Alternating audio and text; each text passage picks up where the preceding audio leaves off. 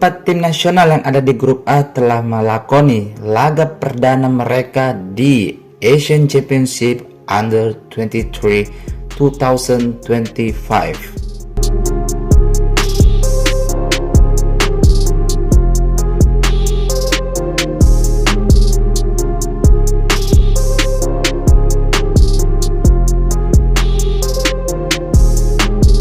Timnas Malaysia tersungkur saat menghadapi Filipina, sedangkan timnas Indonesia membantai Brunei Darussalam. Berikut cuplikan hasil pertandingan dan klasemen sementara laga perdana atau pertama dari Asian Championship Under 23.